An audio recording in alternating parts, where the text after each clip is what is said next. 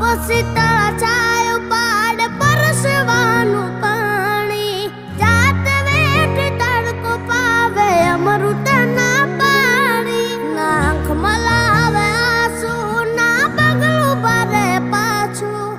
કહું છું આજે હાચું બાપ વિના ભોજન કાચું જેના રાજીમાં ઉતાર એનું ઉજળું જીવતાર એ